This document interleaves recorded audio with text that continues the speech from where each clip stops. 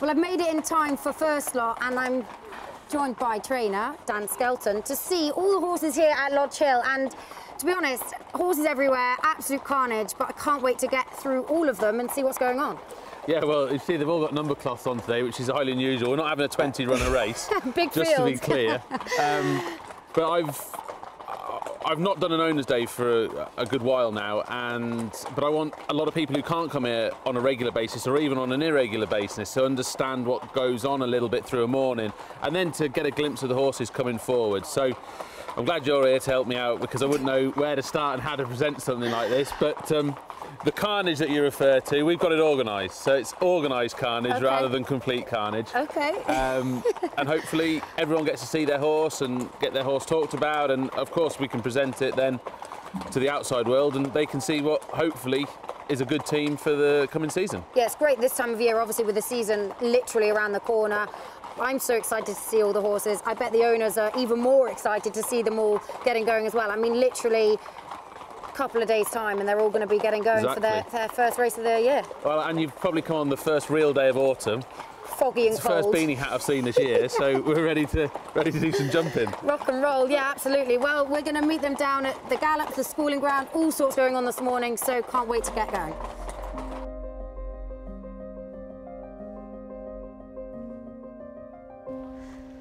Well, number 18 doesn't need much of an introduction. This is BLAKLION, an absolute legend, and what a fun horse. He is, and like, he just loves being in training. He loves everything about his routine, and you see he's got his ears pricked there. He's a teenager, but you can't take it away from him. He had a great year last year, winning those 2 races at Haydock, and they were as special as anything, to be honest with you. Ran another cracker in the Grand National, got round. He's got a great record over those fences. It's just a pleasure to have around. We'll aim for those Haydock races again, and you never know, if it could happen again, it'd just be marvellous. There's no talk of retirement, you know, on the cards, but you've got to be careful at this age in their life. If they start showing you negative signs, you've got to pay attention. Number 5's pretty flashy, trotting around here, pointing his toe, ECLAIR. Lovely horse, loves soft ground, 2 miles. He's actually got a load of stamina in his pedigree, but actually doesn't really stay beyond 2 miles, but soft ground is super important to him. Won the Castleford last year, had a wind up during the summer. I think he'll improve a bit, but you know, I'd love to go and win the Castleford and other similar races again. One that sort of caught my eye was number 15, Lamilos, who, considering the time of year it's getting cold, looks incredible in his coat. Yeah, he looks great. He's new to us this year. He won the Masters Chase last year, and we're actually going to try and head down the Grand National route with him. So he could start at Bangor early November, and we might look at the Coral Chase or even the Beecher Chase, but I'd love to get him down that national route. He's a very good jumper who stays on soft ground. Hopefully, you know, he could be taken seriously for that, but there seems to be plenty in the tank with him. I like what I've seen so far. Like I say, the early season will give us an idea of where we go in the latter part, but we're very strong on the national route. So let's start out with that, and like I say, we've every intention of sticking to it. Number 9, Spirit of the Games, is quite a character, isn't he? And clearly got ability, but not easy to win with.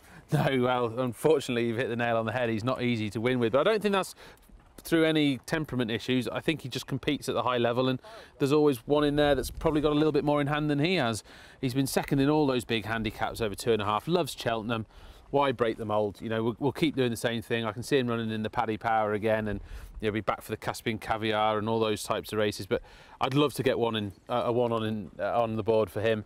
He has got the option to go and hunter chasing in the new year if we needed to, because it's time he went and won a race, and if we have to make it easier for him, we will do so.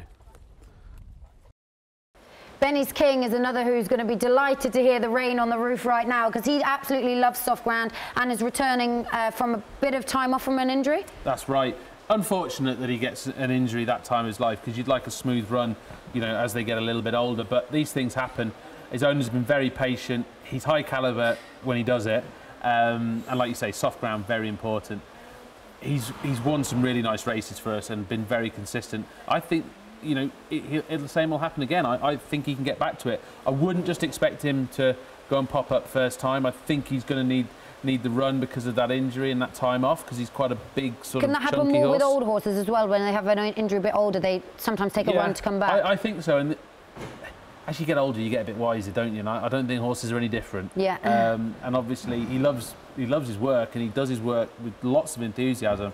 But as they get older, they're going to need a run, I think. And we'll be hard enough on him that he goes there fit, but he's obviously going to improve for that first run. See him at Ascot at some point, surely. He loves Ascot, yeah. 7 No Trumps here are absolutely bolted up first time over fences, and I think that was at Lingfield, wasn't it? And possibly disappointed a little bit after that. Yeah, he did, and we mixed and matched the trip, and I think what happened that day is the race came back to him quite nicely at Lingfield, but this horse has taken a long time to mature, and I think he was probably still maturing a bit last year. I really want to see him step up this year, though, and I don't see any reason why he shouldn't. He definitely wants to stay over fences, despite being a novice over hurdles. As you can see the size of him, you know, what's the point in trying to jump a little jump when you can jump a big one? Soft ground's great, and like I say, a fast run race does no harm. It's a question mark over the trip with this horse, though. I'd love to think he's a real stayer, but the jury is out. I'm not sure he is. So we'll just start somewhere 2-4, 2-6, and then progress from there. Well, we're just wrapping GRILLON de Monty up, ready for bed, make sure that he's nice and warm, keep that good coat looking well. Quite a new recruit. He came from France, having done well in the cross-country races. Yeah, I'm going to be a little bit out of line here. I can't remember how many cross-country races he won, but it was definitely more than 3. Okay. He's obviously joined us with the intention of that being something that we can do, but I think he has a mark of like 106-ish. So he isn't actually going to get into that race for now. We'll start him off in the Cheltenham ones. Exactly. We'll start him off in the traditional chases and see where he goes from there. But obviously stays well. There's a race at Market Race and on Boxing Day I'd love to have a go at, the Lincolnshire National. Okay. He's the one. Could be. Night in Dubai is obviously a handicapper now and has had a bit of time off the track, but hopes to come back in good form. Yeah, I thought this horse was going to win at Ascot last year, and something went wrong in the race. He pulled up fine, but the next day he was not right. We found a few little niggly problems with him. But this horse is a very talented horse on his day, and I think he's well handicapped.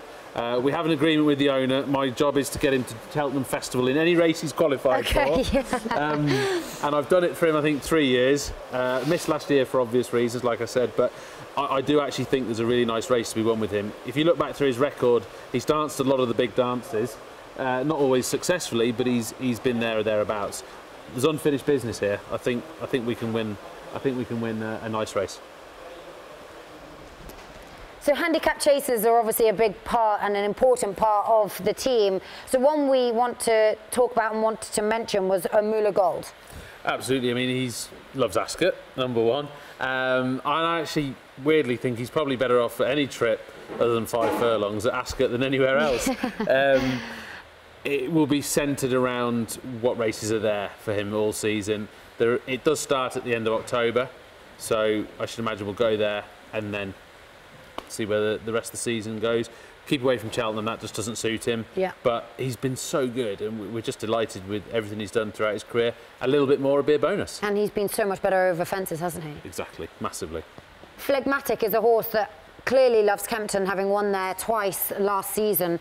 Will you be sort of directing him back there, or see where the sort of season takes you? No, I definitely think we want to be aiming back there. The race I've got in mind for him for the whole season is the Grade 3 chase at the end of February. They changed the sponsors many times. Quite regularly. I know the one you mean. I don't know what to refer to it as. For a long time it was the Racing Post chase. I think it's Coral now. Is it the Coral chase? So. And then there was a lot of sponsors along the route. But that Grade 3 chase is certainly where we're going to aim for him. He'll have a few races before then and undoubtedly a couple afterwards. Tried him at the end of the season last year in the Bet 365, just didn't stay. Okay. It doesn't stay that far yet. Okay, work in progress. Hopefully. Not that Fusay is a horse that ended up going hunter chasing last year. Will he stick to that route, or will he go probably in a normal handicap beforehand? Well, there's probably 3 horses that are quite similar. Okay. DBC, who won a hunter chase for us last year, not that Fusay, who we're obviously going to talk about, and Maracuja. And I think they will all do a similar thing. They could run in handicaps beforehand and then look to go hunter chasing. If they didn't get a run in a handicap, it's not the end of the world. In fact, DBC is still in pre-training. He might even start down the point-to-point route. Okay. So there are 3 horses that we did well hunter chasing with last year, and I believe that Not That Fusey can be competitive to the highest level as a hunter chaser. Like I say, whether we just look for a handicap around Christmas before that starts, I'll have to talk to Colin. I thought if we don't include him in the handicap chase section, it's going to be a small section to talk about just the hunter chasers. So he's probably in here by nothing else suiting him better. But okay. I've got to talk to Colin, and I wouldn't be surprised if Colin says, no, we've gone down the hunter chase route, just stick down that. He could be really competitive and effective in that sphere. Oh, definitely, and he's proven it already. But I think he can get better, because sometimes when those horses, you teach them to stay, they only become better stayers because of it. Maracuja is exactly the same. Maracuja will run in handicaps and ultimately go hunter chasing. DBC, like I say, has a slightly different route. But just, they've been very effective for us, those horses. Go Steady is a horse who was running over hurdles last year, but seems to be probably better over fences, if we're honest. Absolutely, couldn't agree more. He had it was a fall or an unseat at Fontwell. He launched at the ditch at Fontwell with Bridge one day. And to be fair, was lucky he didn't injure himself. He actually ran loose afterwards and ran into Nick Schofield and injured Nick, if you remember that day. Yeah. It was quite a nasty incident. But he is an effective horse. He's got his place on the team because he is super consistent and is very enthusiastic owners, the Pophams and others. I'm sure that they will have many more fun days with him. So he's a great fun horse to have. There's no pressure on him. He wins when he wins.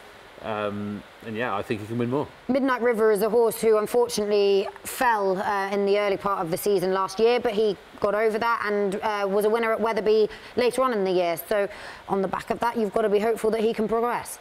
That's what his season is going to be about this year. It's about stepping up and sort of becoming the man that we've always hoped he would become. And he's always got that ability in there. He's been placed in graded hurdles. He does jump nicely. I mean, I don't know what happened that day at Wetherby, whether he just full of beans and launched at a few and ultimately came down. But I think soft ground is quite key to this horse. There is massive unfinished business. Like, the results are only showing half of the ability. Okay. We've got to change that, and I'm sure we will. Alnadam is a horse who didn't really get conditions last year. It was way too dry, seems to want it all but bottomless, and you'll be hoping, obviously, for him that the rain continues to come. Well, exactly, and you've got to, I've got to believe that, Haydock is a great track for him, but just getting the right race on the day, he's got to have his chances this year. He just, like you say, never had them last year at all. He's very effective when you get him on really soft conditions. 2.5 miles seems appropriate. He's got some good form in the book, at a pretty high level as well. He's a little bit one of those that's got unfinished business, and his record is perhaps not as meaty as it should be. I think we've got some unfinished business. Maybe this is his year. We just want loss of rain. Probably a workable mark if the rain does come. No doubt, he's off a nice mark. I think he's a stone better in really bad ground. Okay. Well, I've managed to get Harry to come and talk to us about ALLMANKIND. Harry, obviously, he's one of your favourites, and last year, having had a run over hurdles, he managed to win the Old Roan, which was really impressive. Yeah, really good. Obviously, 6-time graded winner, 2 Grade 1s. His record speaks itself, really. Been absolutely fantastic. Last year was always our aim to go and try and win the Old Roan, and he did. It was quite good. We got a run into him beforehand, which I think was great training by Dan. And then went on and won the Old Roan. I think after that, obviously, he just suffered a little bit. He put an awful lot into that race and just paid the effects for it. But, you can't have everything your own way. The Old Roan was the plan, and it came off. It's obviously hard and so competitive at the top level that he is obviously competing in, so you can't, unfortunately, win them all. I imagine that will be the aim again, back for the Old Roan? Yeah, for sure. We'll try and hopefully get a run into him beforehand somewhere. Probably won't be at Chepstow because that race actually now he's not eligible for. So hopefully we'll get a run into him somewhere and then go back for the Old Roan. So we've made our way inside from the, I think it's fair to say, proper national hunt weather, which is going on out the window. So we've come in, bit of warmth, bit of dry, warming up again. And I think the horses that we're about to mention are ones that I suppose have a bit of a fan base now and are pretty popular with all of the sort of public. They've obviously helped you probably get to the next level. They've been horses that have been running in the top grade so far and made their way through the handicaps up to the graded levels, and are horses that every trainer dreams of having. I think that's fair to say, and they're certainly thinking about them this coming season is going to help warm me up after today anyways. NUBE NEGRA drawing clear in the hands of Harry Skelton for brother Dan. NUBE NEGRA stamps his class and lands a marker for the season to take the Schlur chase. I think we should start with NUBE NEGRA, who I imagine you were tearing your hair out last season because he only managed to get a couple of runs. He's, I believe, very ground dependent, and typically there was no rain all year, and then the one day you didn't want it to rain at Cheltenham, it poured, which probably drove you mad. It did, but you know, that's sport, isn't it? And there's no point getting worked up over it. It's what happens, and it was very frustrating. I have to say, Terry, who owns him, was just a gent about it. Actually, sort of came to us and sort of broached, you know, mentioned the elephant in the room, which was actually the rain from above, before we did, and said, look guys, I don't think we should run, what do you think? And you know, when your owner approaches you with that level of understanding, it's you know, it makes you feel good, because you, like, you know, they get it, they understand, and we're lucky to have that type of owner and people that understand. And we just had to take him out, and we'd have known the results. You know, it's not like, oh, well, what happens if, what happens if? There was no doubt at all. Does not suit him, end of. He'd have walked. And then he'd have had an unbelievably hard race. And, you know, you don't want your top horses having unbelievably hard, unnecessary races, because it leaves a mark on them. And you want them thinking positively for the next time they turn up. And look, it didn't quite work out afterwards either. The truth of the matter was, we had him so peaked for Cheltenham. Like, it was all there. It was all ready to go. All we had to do was, you know, unwrap the cork and pop off. It had gone. But, you know, because there was a bit of a come down after that, he probably didn't perform his best afterwards. But take nothing away from what happened in the Schlur. You know, he was brilliant, and it was a magical day, and I wouldn't swap that for anything. It was just a great day. Him and West Cork backing up half an hour later was fabulous, and he's very good fresh. Yeah, he'll start in the Schlur again this year. I believe Kingy said Edwardstone's head in there. Yeah. Game on, Kingy. He's an Arkle winner. He's going to be hard to beat, but we've been there. We've danced some big dances. We're very good fresh. You think an awful lot of this horse, though? Of course we do. Yeah. Second in a champion chase. You don't do that by accident. No. You know, we're taking on the Arkle winner. That's going to be hard. But like I say, we've danced those big dances. I'm perfectly respectful of Edwardstone, and you'd be a fool not to be.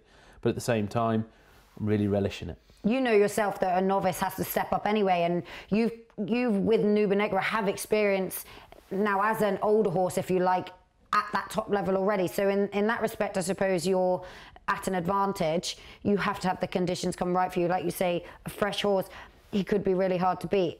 Let's hope. We want the rain for the safe ground. We don't want bundles of rain from it to go from firm to heavy straight away. Let's just have some nice, good to soft in places ground, and well, good to soft, good in places. Not a lot any of us can do about it, no, but it'll be what it'll be. And everyone's very understanding about it. So I just hope he gets another big day in the sun. He's had 2 big days in the sun. He beat Altior, the first horse to beat Altior at 2 miles. And then, you know, he's won the Schlur. So he's had 2 great days and been placed in a lot of great races around that as well. Champion Chase and others. So, look, he's having a great career. Let's try and put the cherry on the cake. But he stepped up in distance to 3 miles and 1 furlong, and Protectorat has won comprehensively. Protectorat is a horse that has certainly progressed massively and himself gone to new heights, and although he's still progressing and improving all the time, he provided Bridget with her biggest winner to date in the Many Clouds Chase at Aintree, which I think was huge for her, huge for the team, and obviously being owners that have been connected to the family for so long, with John and Pat Hales having obviously a big part of Protectorat. I think that whole thing for me was probably his career highlight, and I know he's an exciting horse still going forward, but that must have been such an incredible day. Oh, it was brilliant, and I saw it coming because, you know, Sandown's on the same day, and I actually spoke to Lisa Hales, and I said, look, Lisa, I can see this coming. It's not a problem. What's wrong with Bridge? And I said, well, absolutely nothing. I think that's exactly what we should do. There was never any doubt in their mind. There was never any doubt in my mind. You know, I remember when Harry got injured at Cheltenham, Bridget stepped on and won, I think, 3 big races in succession with Roxana and a couple of others. You know, she's lived in Harry's shadow, lives with Harry as well. So I'm sure that's a difficult thing to do, but you know, she's lived in Harry's shadow as number 2 jockey here, but she's had a lot of big winners in her own right, and to have the backing of those owners on that day, and Bridge give him a great ride. Yeah, the horses of his size are going to be a little keener with Bridget than they would be with Harry, but we know that. But Bridge has got a load of experience. Horses run for her, they jump for her. I've always said and think she's a better jockey over fences and hurdles as well, actually. But she's just got a great record with horses, and she's on the team full time. She's here all the time, and I've just been really encouraged, you know, by the response to owners to support her, which is great.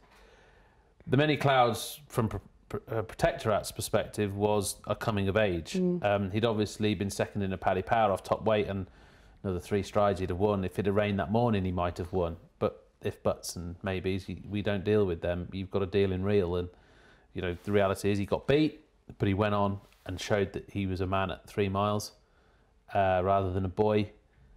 And then he's gone and run really well in the Gold Cup with a better jump at the last. He'd probably been second. Again, we're dealing in ifs and buts, but you know, when you've got a horse of that calibre, it's very exciting, number one, and then there's the pressure to make sure it happens. And look, it did happen. We didn't have any hold-ups in the build-up to the Gold Cup. I wouldn't have changed our preparation. How it's gone from heavy on Wednesday to, you know, sort of good to soft good on the Friday is very frustrating, because different track and everything, I suppose. It is, of course, but still, like, I know, yeah, madness. I'd have loved it to have been the other way around, obviously, but that's sport, and he's clearly a progressive horse.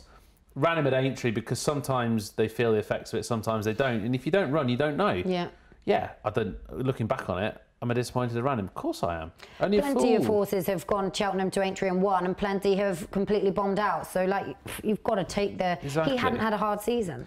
Exactly, and we won't do it again. You've learned something from it. But I'd have been, if I hadn't have run him, I'd have been sat here going, well, of course, if he'd have turned up at Aintree, he'd have won, you know. And that's just how it is with horses sometimes. And I don't think that has any bearing on him at all. When he was a young horse, he used to get beat a lot more regularly than he won. And it never used to have any bearing on him. He's not one of those horses that sort of glided through life without defeat, and all of a sudden he met with defeat, and how was he going to respond to it? This horse can get beat and come back from that and win, and you know, things can go badly for him, and he gets over those types of things. So he's a robust horse going forward. You know, we've got to pick our races. I think that's important. I presume you won't sort of take the, if you like, traditional Gold Cup route by the King George. No, I think that's very much Route B. I think Route A is Betfair Chase. I presume we're going to meet a Plutard there. We're going to meet him a lot more times up than that, so you might as well just get on with it. I don't think it'd suit him to go to Down Royal at the start of the season. I'd be suspicious the ground wouldn't quite be slow enough for him. The King George would only ever come into play if it was really, really soft. Kempton, whether it was left-handed or right-handed, wouldn't be his track unless it was really, really soft, and I don't think we can rely upon that. So you might bring the Cotswold Chase into play, because I think Cheltenham's a great track for him, and then ultimately the Gold Cup. If we were to try right-handed, it might not be appropriate to just go first right-handed of the whole year, Kempton, because it's so sharp. Yeah, and on ground that could be quicker, and plenty of things that sort of put you off it. Whereas I suppose when you're going to Haydock for the Betfair Chase, how many times do we see it very soft ground, small field, and stuff like that? Would probably more suited for him anyway. Exactly. He's quite young as well. You've got to remember that. And the great thing is, and look, he's got a good bit of ground to make up to win a Gold Cup. We know that with our Plutard. We've seen that. That's a matter of fact.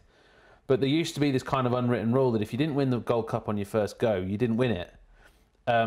there's a couple of horses just recently, and not least at Blue Tard has proven that incorrect now. So you kind of, we don't deal in stats here because, you know, stats, we can't deal in stats all the time because that's not the reality of horses. They change, they're interchangeable. So, but it is actually quite nice, that stat, because it means that, you know, you're not turning up to the Gold Cup going, well, we didn't win it first time, so we can't win it. So it suits us to believe in that stat now. All steam ahead. Exactly. Third time Lucky has to be kept up to his work in the closing stages, but he was vastly superior to his rivals today and won in great style. Third time Lucky is a horse that was very impressive as a novice chaser last year, and he is one that has shown plenty of speed. He is kind of all speed, I suppose, and I sometimes think it's a matter of probably containing that. But he's definitely grown up with his age and with his racing, and it looks as if chasing's sort of making a real man of him now. Totally agree, and there's no point dwelling on the past, but that novice hurdle year we had, at the end we just got way too aggressive and ran him too many times, and we took a shotgun approach almost and fired into the air and hoped something happened, and it didn't, and we shouldn't have done that, and I wish I could have my time again. But I spoke at some detail with Mike, who owns him, about that, and we learnt from that mistake. And last year we had a great start. He obviously won at Cheltenham, he went back, he won a Grade 2 at Cheltenham. I've always wanted to try what happened in the Henry VIII. I always wanted to try front running him, and I knew jumping the last railway fence, it was a disaster. But you sometimes got to itch the scratch, and you've got to learn from it, and we'll never do that again. No. He's a very strong traveller. You can take your time on him. He was super impressive at Doncaster, never come off the bridle, looked amazing. I do have to say that the Kingmaker just, it just hit me a bit. I was thinking we'll go there and we'll win, and then along comes Edwardstone, and oof. Oh. And to be fair to Mike, he said to me, I think we're gonna have some trouble with Edwardstone, and you know what I'm like, nah, come on. But of course Edwardstone goes on and beats us and wins the Arkle, and fair play to him. But at least he boosted the form, though. Yeah, I suppose. exactly. That's a plus. Exactly. I was a bit disappointed with his last run of the season. He hit the cross fence quite hard at Aintree, and you know that was a Grade 1 that we'd sort of planned out a little, and it just wasn't meant to be on the day. But he's a high class, high travelling horse, high speed travelling horse, if you know what I mean. And we'll start in the Holden Gold Cup and work upwards from there. And you know, Kempton around Christmas would be a great track for him. I wouldn't necessarily even be afraid to look at Leopardstown with him, because they seem to be getting better ground there at Christmas and in February than we do over here. Yeah. So we'll look at those and then see where we get to. I mean, if we have to adjust our sights mid-season, we will do so. But this horse is so fun to watch, especially at home. He's so good. It's ridiculous how good he is.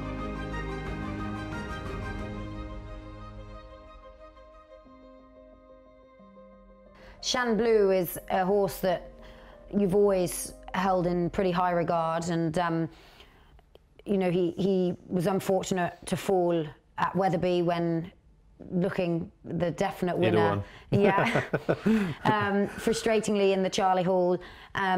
You straight away said that we are not going to rush him back. Obviously, he had quite a hard fall in the end. Great to see he's obviously up and okay. And I suppose 2 runs at the back end of the year weren't him at his best, but I suppose once he was fine and able to run, you had to get those clear rounds in, get his confidence back up, and it's all about this year again. Yeah, exactly that. And it was amazing he actually even got back last year, because he had a pretty severe neck injury. I remember we sent a tweet out immediately after Wetherby in the stables afterwards, and he seemed fine.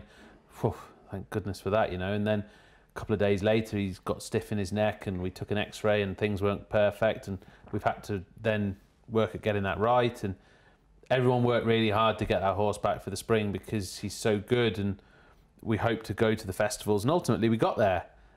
We obviously didn't get there in our best shape, and it was probably, in hindsight, wishful thinking to think that we would. But what he did do was he showed that despite that, he was still confident and happy, and you know, he went and jumped round 2 of the hardest tracks in the country very well. I think the fall wasn't a real odd one out. When a really good jumper has a fall, it's never an average fall. When a good jumper has a fall, it's a bad fall. Yeah. And he had a bad fall. But his run at Aintree, you know, although you know he didn't win, he ran very creditably. There's massive unfinished business with this horse. I mean, what he was going to do at Wetherby was exceptional, I think. Will you go back there, do you think? 100%. Yeah. Yeah, massive unfinished business. And somebody said to me the other day, Cor, if he'd have won the Charlie Hall, your season would look very different. And they're quite right. It would have looked very, very different. Let's just get the Charlie Hall out of the way first. Yeah. Let's go there. Let's take what we learn from that event. We're not predestined to win any race with any horse. So we're certainly not going to talk in terms of when he wins that, we'll go to here. Yeah. Let's start with the Charlie Hall, then let's see where we go. One step at a time. It'd be obvious where he goes if he won a Charlie Hall. It'd be less obvious where he goes if he didn't. But if he didn't, he might stay off a very low handicap mark and we can go here, there or where. So let's just get back there. If he's like he was at the start of last season, he's going to be very, very hard to beat in that Charlie Hall. I couldn't be happy with him. We spend a lot of time on this horse. He's got quite a sort of... he's got quite a... it's not a narrow back at all, but he's got quite a perched back, if that makes sense. And he's not difficult to keep a top line on, but you have to work really hard at it. So he's ridden a lot in draw reins, and you keep him strong and you keep him at his best. And ASHTOWN Lad, good display of jumping, had to be tough it out up the home straight. ASHTOWN Lad is a horse that ran a huge race in the Scottish National to finish his good season last year, and you know, I suppose he's proven himself for those big staying handicaps. And another who looked very well this morning, sort of looked as if he was bouncing, nearly ready to go. Yeah, he's really good fresh. I think if what you are seeing there, I think sort of correlates with what we think is that he's really good fresh. And I think we've got to be really conscious of that. I don't think we want to be having early season targets rather than end of season targets. They sort of come as the season progresses. He might even be a horse to have 2 or 3 runs, a little break, and then do the same again. But I'm not looking much beyond a second run this year before we make any more plans. And I think the first run will be something like there's an intermediate chase at Sandown, or there is a nice race at Bangor. Something like that, and then I think we'd have to look quite strongly at the Coral Trophy or even the Beecher Chase. I've always presumed this horse would get a mammoth trip, but you don't know that until you try it. We obviously tried in the Scottish National, he didn't quite stay out the distance. Sometimes as they get older, they do.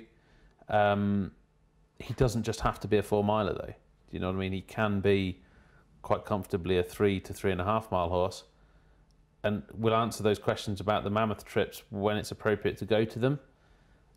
But I think this horse is so good fresh that we have to have one of those big early season targets. And he is a good horse, and he jumps beautifully, and he's a relaxed attitude. I think it's worth having a pop at one of those big ones, I really do. Absolutely. While the pot's there, you've got to have a go. Dead right. It's worth loads of money, that Coral Trophy, that is. I'd love that one day.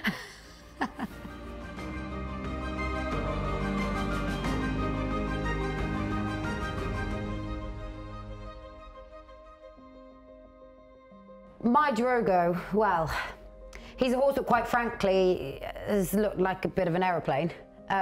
Tons of ability, lightly raced. One that was, again, unfortunate to have a strange sort of fall at Cheltenham, but recovered from that and won since. I have loved this horse since he was novice hurdling and have always thought he has bundles of ability, but you've been very careful in where you run him and how much you run him.